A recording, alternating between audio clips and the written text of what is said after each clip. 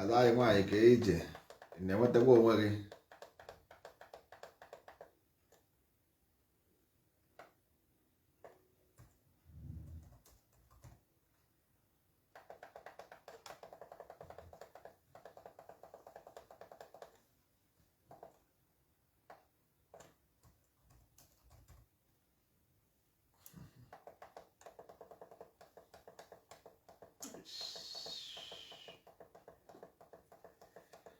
Oh, yeah.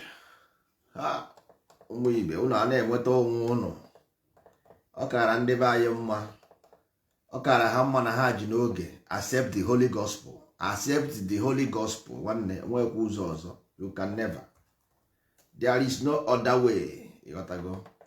Anyị nwa bụ ndị ndozi ọdịnala Igbo, ndị agha si n'eluigwe gbarata, ndị agha na-ekwu maka ha. O nweghịzi ụzọ ọzọ nwanne. Ị nwere ndị be anyị godo, anyị ga-egwegode ezi omume tupu anyị apụọ ọnụ. Anyị ga-ekene eke, kene orie, kene afọ, kene nkwọ, kene ndị mbụ, kene ndị ọkwụ na ndị egede. Anyị ga-ekwe ezi omume anyị, national anthem anyị, ihe agbara anyị n'eluigwe. Only thing that can free you from this nonsensical nonsense is you found yourself in. Life nwere rules and regulation. I nweghị rules and regulation, nsogbu adịghị, mana life nwere nke ya nwanne. Kwanyere life ugwu, life akwanyere gị ugwu. Ihe ọsọ, governor cannot do it. Pastor cannot do it.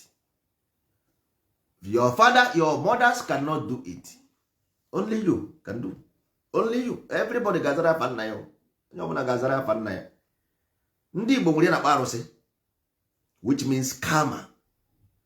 Karma jidere gị. Karma is holding you. Anything ọ sọrọ gị mee n'ala Igbo, but kwefu this law, ezi omume ezu n'ori agba na ama gị fụnanya, if you violate it, nwanne, so mama so bara me ya, so mama so bara me ya. If you violate these four principles, you are going to return no more. I forgive, sorry. If you violate these four things, I forgive again, sorry. Ihe abụrụ about political campaign. This is between life and death. Or about political campaign? It's between life and death. Or in a face. In a face, you between life and extinction or survival. Extinction or survival. Ezi omume, ezunori, abana amoge funanya. If you like, don't come here. I don't need you for anything. But this thing, take it to your home. Go and give it to your mother. Go and give it to your father. Go and give it to your brothers and sisters and your children. Don't come here and meet me before you say I say. But onye Amadioha kwuru ga-eme. Ndị Igbo, onye onwe ebe onye Igbo na-anụbeghị maka Amadioha before. Onwego ọ ga-aha ya sọsị na ọmara ihe ọ bụ. But ọnụgo ya. Ama nke di ọha is God. Ndị Igbo si na ọha bụ eze. Ọ bụghị m nwa kwuru ya. I did not make it. Ndị Igbo si na ọha bụ eze. So I'm not making it up. You got to go?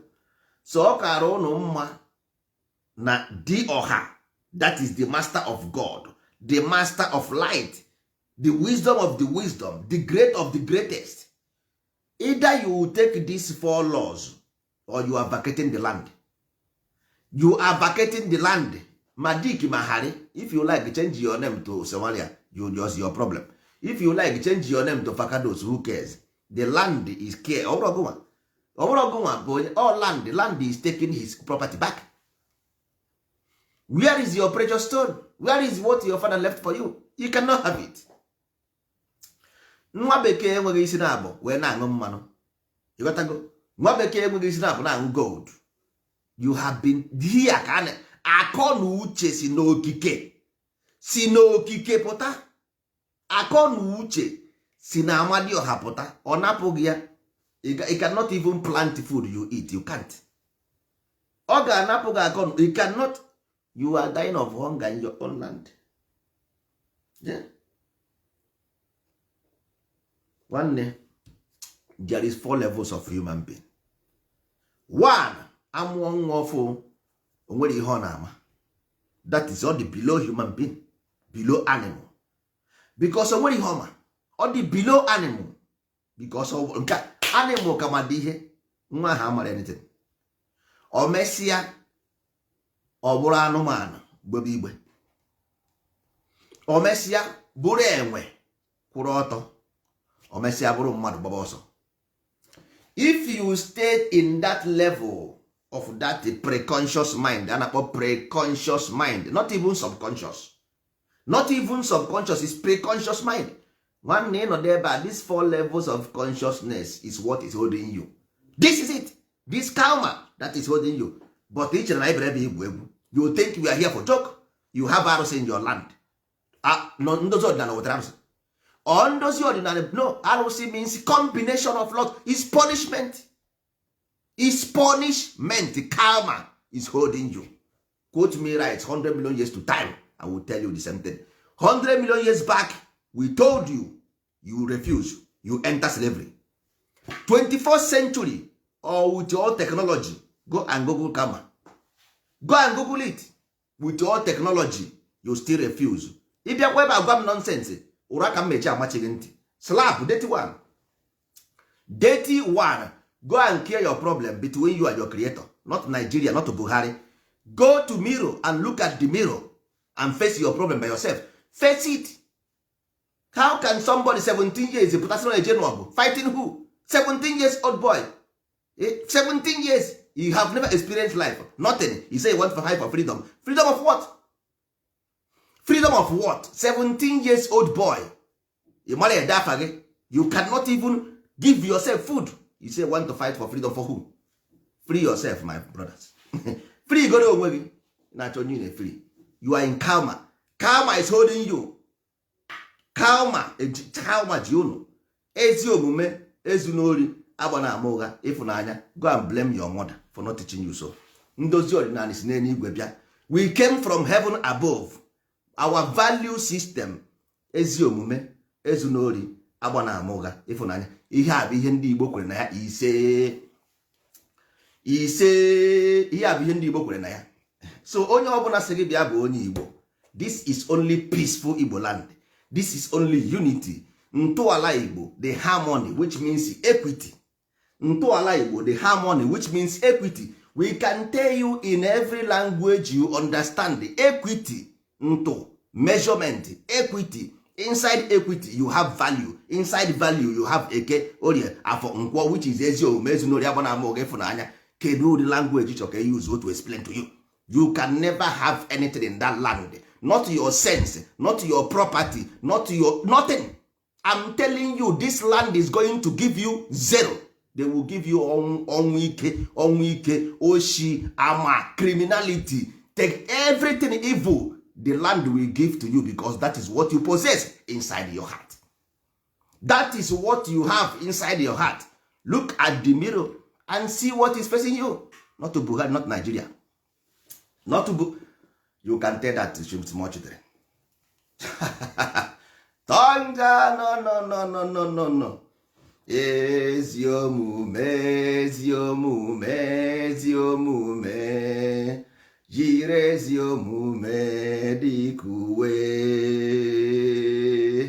gị, ezu n'ori, ezu na ori gị, agba na ama ụgha gị, fụ nwanne gị n'anya nke kachasị ibe ya, jiri ezi omume dịka uwe. The only freedom from karma. The only freedom, not to church, not to Christ, not to Njoku, not to Amadioha, not to body, but to this thing. Amadioha gave you the law. If you take this law and obey them, I will give you everything on this planet earth. But if you refuse them and bring terror in my land, in my holy temple, the holiest land on earth is Igbo land, the Garden of Eden. You want to challenge the creator. You want to throw challenge to Amadioha. So where the hell? You are on the land. None of you don't know what is Amadioha is. None of you. All of you know. All of you have ever heard Amadioha before the thunder and light. One no kwegi. One no kwagi. One no kwagi. Ay, bam, bam, bam, bam, bam. One no piagi. One no piagi. Hey! Oga ujoku. God wese. One name maki jebere ebere. One name maki ebere ebere. Amadioha has stopped chaos. That is the job of Amadioha, to quench chaos. In the beginning, the Bible gwara gị na their own Bible book. In the beginning was chaos. Amadioha when this chaos say, I want to live here. Igbo land is Meridian. I want to live in Meridian.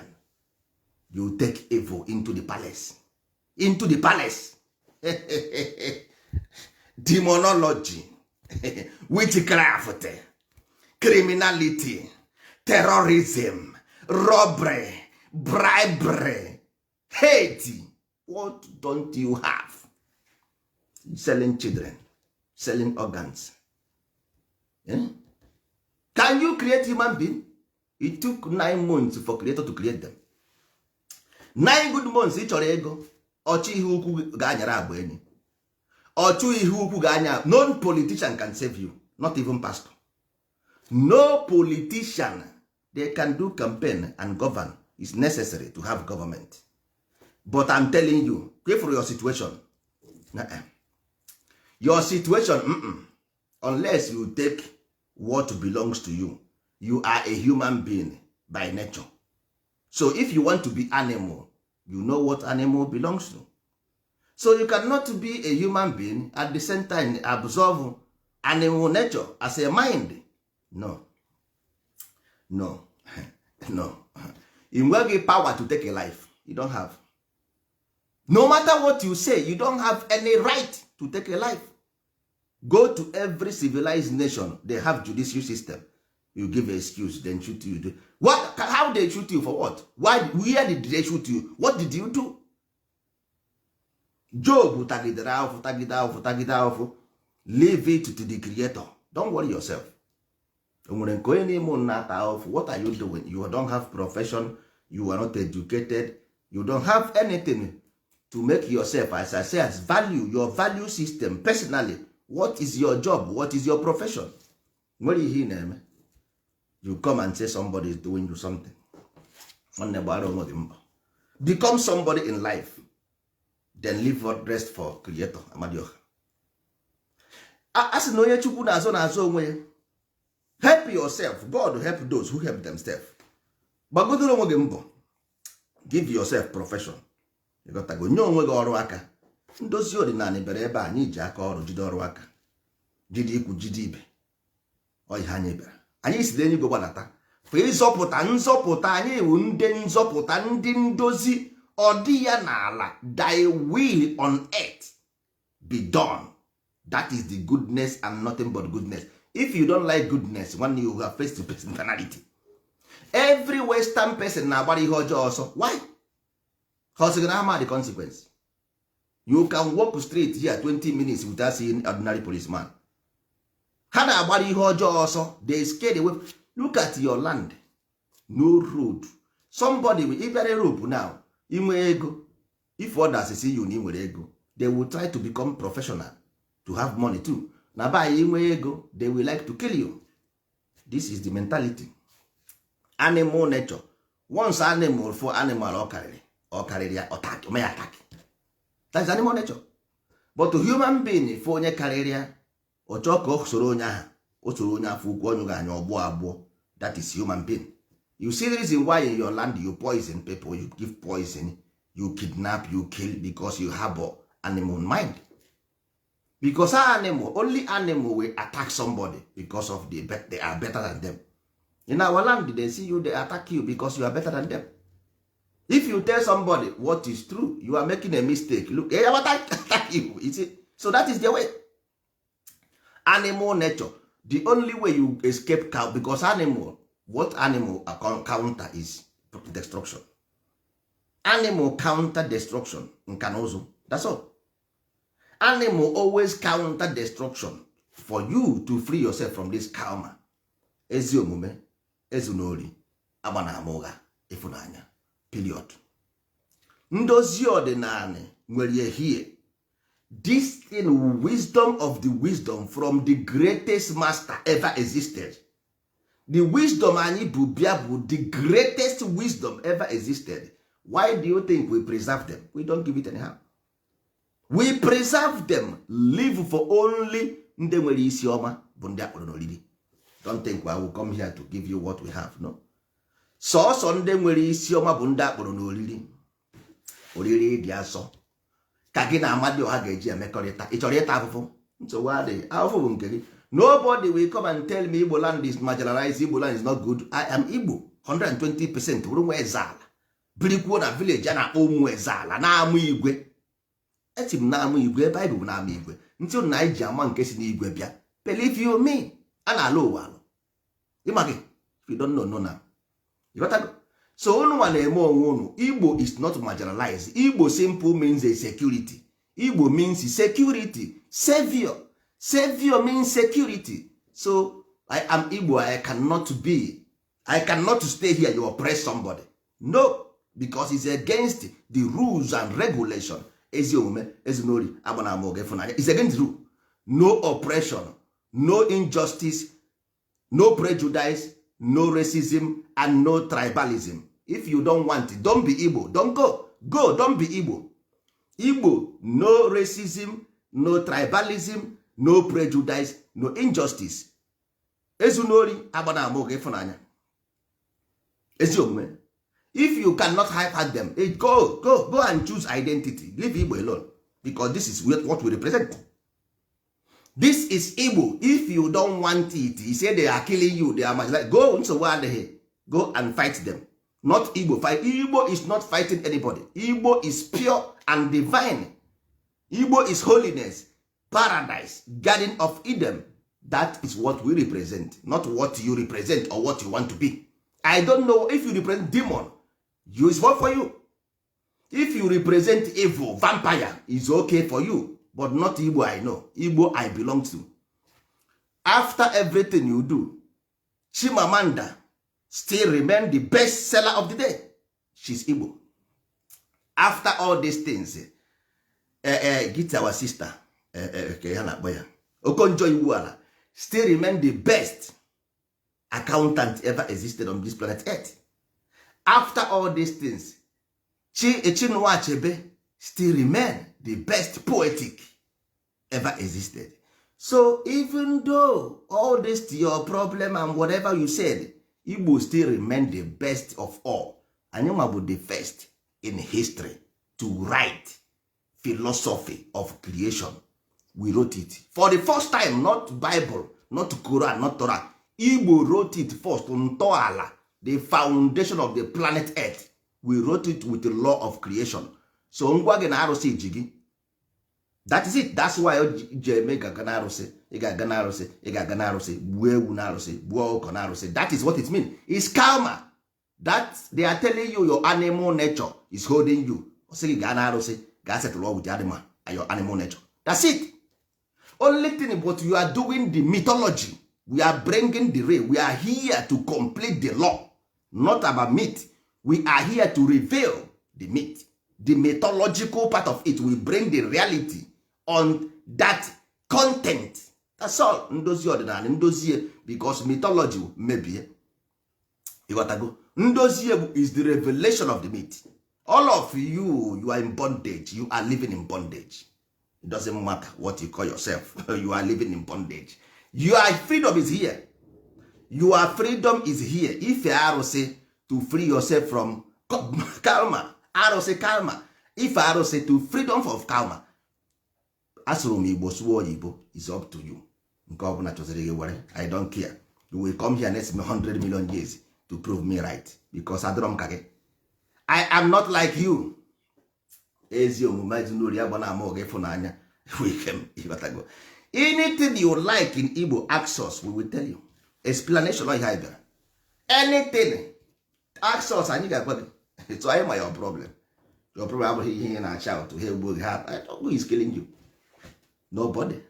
But ị mara ihe edere, mara anya nụrụ, ma ọkwa zụrụ azụ nwanne. Cool down, nwanne nwere isi oyi.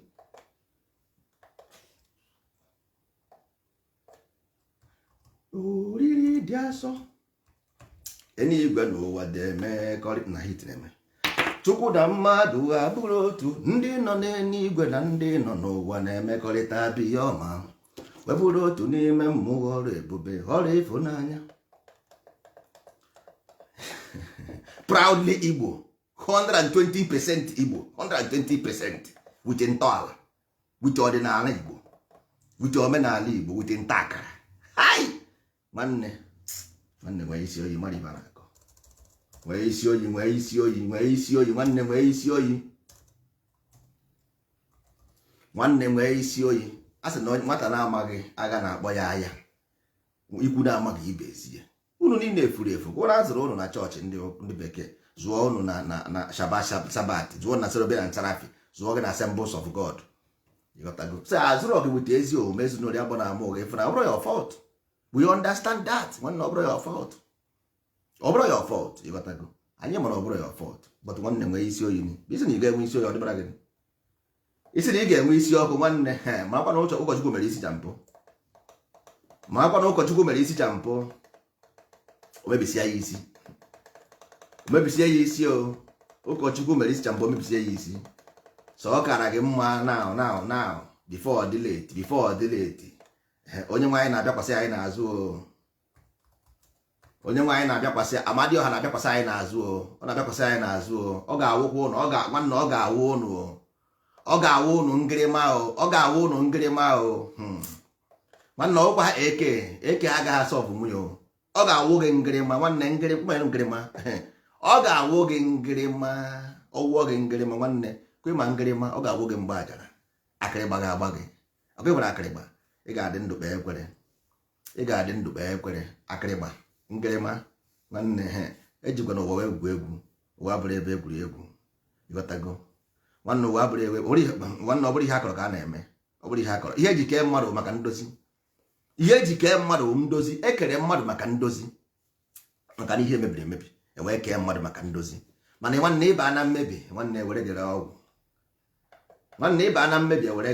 nwanne ọ gaghị aka n'ahụ ị na-akụzi na-etizi egbu ha ga-ata ha go we are slaving us and the worst thing bụ the person crying for enslavement want to put everybody in the same cage nwanne moto gị na-agba 250 moto na-agba 360 so ana m anya fere anyị na-anya bọsụ eji ka ihe na-akọ because ị na-anya moto ma ị na-anya bọsụ eji na-anya Ferrari so ozi na bọsụ eji nke na-agba tumtum even bọsụ eji na aha njin adịghị ya efu ebu Ferrari 24 latest model 2021 model Ferrari nwanne ọ bụrụ hapụ kọlọ ọ bụrụ oji hapụ kọlọ preconscious mind subconscious mind unconscious mind and conscious mind they are four in principle, they are four in level, they are four in nature, they are four in everything. Mgbe ndị Muslim na-eme ha kwuo okwu ha emere gị anọ na emere gị aka na anọ kedu ihe ọ pụtara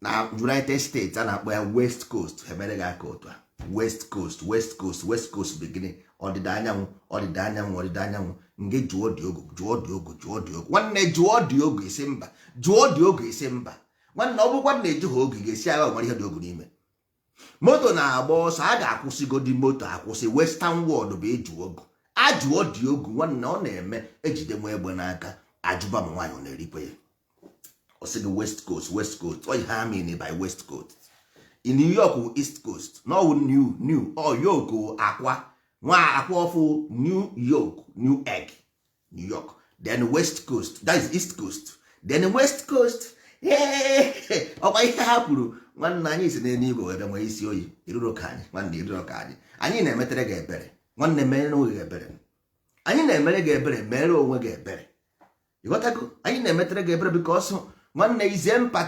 empathy we have sympathy for you are in cage you are in soup anyị na-emetere gị ebere we care for you that's it ọ na ọwụrụ ya nwanne ọkwa na obi ebere because anyị ma ebe ị na-eji end up mbọsị ekere mmadụ ka ekere ihe ọ ga-abụ mbọsị ekere nwata ka ekere ihe ọ ga-abụ so ihe ị ga-abụ n'ụwa edego ya edekọ ya stampụ na ọ bụzi ngị ka ọ dịara ịhazi onwe gị isikwanụ mba asị na nwoke inu na ọ na-eme ka inu si ekwu ya egwu na ọ na-eme ka ọnụ abụrụ ya ka ọ gịnị na mmadụ na-eme ka ọnụ abụrụ ya you have been you still program your mind in a wrong form. You programmed your mind to believe that this guy na-ekwu na Nigeria with the problem. You believe in God. How can Nigeria be your problem if you believe in God? you, some of you Christians, some of you Islam, some of you Judaism, how come you have God and at the center, so your God is powerless? Are you telling me that? I am telling you that enwere m Amadioha and I believe in Amadioha 24/7. I believe so. I believe in karma, arụsị 24/7. So I cannot deceive myself and say somebody doing me. Nwanne, ihe ọbụla onye metere n'ụwa, ndị Igbo sị mkpụrụ onye kụrụ ka ọ ga-aghọ. Ihe onye metụrụ were isi eburu. Ka ihe na-akọzi, what are you talking about? Nna nwanne, efu ndị Igbo sị gị ihu nke onye kpara n'ọkọchị ka ọ na ya n'udu mmiri. That means ihe ọbụla ị metere onwe gị n'ụwa, ihe ọbụla ị metere ji isi gị buru ya. Ka ihe na-abịazi bịa because of your condition, you just want to, nwanne, you cannot oppress people. It doesn't work anywhere. It never work anywhere. Westerners nwere power to oppress their people, but they prefer dialogue, use negotiation to enter their citizens, enter their family members collectively. They always collectively, because that is their way of life. Go and educate yourself. Ntakara bụ the best way. First of all, ekwepụtegodi gị from animal nature. Ejitegodi nwa egbe n'aka ewepụta gị from animal nature. Then a grow bezie gị, you need to be grow. How did you choose to live inside the bush and fight? What is that for? I tell you that your karma is holding you. How did you choose to go inside the bush and live? To do what inside the bush? To do what? I say na fight the freedom of what? Going na chizopụta, who are you trying to free? After you die there, people you are trying to free, they are there. So you are not, you are just, you got ihe na-akụ. You got ihe na-akụ nwanne. Free yourself. Just make yourself have common sense. There you will free. You are free then. If you have common sense, you become free because you have the ability to reason. You become a free man. Any person without ability is not a free man. Never. Even if you take him to Europe. Some people came to Europe. And after they came here, they're still fighting to divide Nigeria. They're in Europe. So, if you are free everywhere. If you are not free, they are here. And they say they are not free. And they are in Europe, in a free land. And say that Ajiko passport, European passport, they can go, most of them, the Spanish passport, England passport, they can go everywhere. But then they are still slave. They say, people say, hey, he leave everything he have. He want to save you. He said, onye aha na-ekwu that na ọ bụ not the free, ọ gaghị eme that. Onye aha na-ekwu that because he agwara m last time na ọ bụ ihe ị nwere ka ị na-enye. If you see something bad in somebody, that is what is bad with you because it's about energy. What is bad with you, ọ ihe na-afụ asị mma, ọ bụ na mfụ mmadụ na nsị na onye a na-eme ihe ọjọọ, that means arụmasọrọ ihe ọjọọ. Arụmasọrọ ihe ọjọọ, ịghọtago? Lee anya one thing ka m gwa unu one thing. The world is a global world. Anything ọ bụla ị mere, be responsible for it. You got to go. You cannot come to Facebook or social media, begin to insult people, begin to threaten people. You can't do that because the whole world is seeing it. When that thing you do will rain on you, nobody will save you. Nobody. Because all you don't go with it. This be careful of what you said. Be careful of what you said. Everything you said today is being used against you every day by day, and that is life for you. You don't just hate, always hate. Look, you cannot give hate and expect love. Where? You can't give hate and expect love. It doesn't work. If you give hate, you have hate. If you give love, you have love. You got that? So that is it. If you want to know, you know. And when you hear you don't have any capacity to make Nigeria even like this. You just use Facebook or you are thinking that you are making Nigeria because you have media. wepụ the media ifu na nwere ihe na-eme. Go to Lagos is like normal. Abuja is normal. North is normal. It's just like you are in your house fighting your house with your house. You are checking Nigeria. You are in your house fighting your house. You see you are checking Nigeria. You are checking Nigeria what? You are not checking. You are putting yourself in soup, because as you are doing that, nobody will come and give you job. Your governor will not work. Nobody go. You will stay hungry. So nobody. You are not doing anybody anything. So what is in 100 million years time? This thing will only put you more and more in poverty. You cannot make Nigeria never with that, because you don't have the capacity to do it. You are incapable of doing it. You can't do it. Mmadụ anaghị echere onye karịrị aka ọgụ. So because you were Facebook, you go to Facebook and begin to talk. People think because you have followers and this one name. If you want to be free, as I said, ọdịnala Igbo, ndozie ọdịnala Igbo, you gotta go, because ọdịnala Igbo with your mind. First of all, ọdịnala Igbo is mind, not to some notice happy boy. No, ọdịnala Igbo means mind. Ọdịnala, that is because universe is mental, universal is mental. So ọdịnala bụ mmadụ, the mind of man, ọdịnala. So always ngwa ka ọ dịrị. If you want to join this holy order, the holy order, good and fine, you are welcome to the board. But if you choose ajọ omume, izu ori, ịgba ama ụgha, ịkpọ asị, nwanne, how can Titus Pilate akwụọ m aka m? I have said it. Enweghị m efeta ajọsị m ka nwetara ụlọ oziọma, obere oziọma nke m abụ n'ebe ahụ m kwudebere ya. I cannot go more than this. Ezi omume, ezu n'ori, agba na ama ụgha, ịfụnanya. Ọkwa asị na Moses dugidere ndị otu ya ruo na ebe nwa o were enyezie Joshua means njọkụ. Ịghọtago? Ya bụ ọdịnala Igbo. Edupụtego ụnụ from ama afara, dupụta ụnụ from junction, nwanne jee banye tren na-agbago. Ụnụ efinishigo, ọrụ na agwụgo. Nwanne ọrụ na agwụgo. Your job has ended. Go and enter continued transit train, move. Go and enter transit. Your job is done. Go and enter transit train. Moses finish ọrụ ya. Joshua has come to move. Ike agha obi banye ụgbọ njọkụ move. Isikwa nọ ebe a ka ị ga-anọ n'akọ nọnsensị. Ka o hụrụ ndị Israel nwụrụ na desert. Ndị nọ na desert, ị ga-eso ha.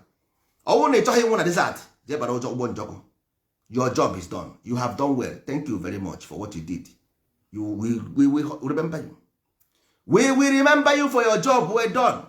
But to continue movement, isikwa na ị ga-agwụ na desert, it's your problem. If you want to continue, enter Joshua. If you want to go and die with Moses, I wish you safe journey. You got to go. So, nwanne, udo adịgo. A sị na eme onye ka emere ibi obi adị ya mma. Ekenere m ụnụ ọfụma. You have done well. Wepụtago unu from Egypt, kpotere unu Joshua ga-eburuzi ụgbọ mmiri unu kaba. You got to go to the promised land. You got to go. You are not yet the promised land. You are just in Canaan. Irubekwa Israel, ị nọ na Canaan ka unu wee na-aba mba. Nwanne gaa soro Joshua gaba na promised land. Irube, ị ka na-eje eje. Ị nọ na Canaan. Jinue n'ime obodo Canaan, ime n'ime obodo Canaan, ibe n'ime obodo Canaan, onweghị onye dị nsọ dị na ya. Ifụgo ihe mere nji anwụ na Canaan.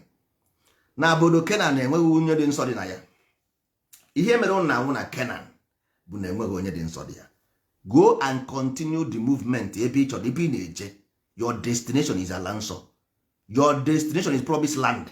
You are not yet in the promised land. Moses' job is done. Joshua has come. Move on. Joshua means njọkụ. Gaa banye ụgbọ njọkụ to your destination. Isekwa na asị, ị ga-afụ ihe mere onwe gị adịrọ na mma.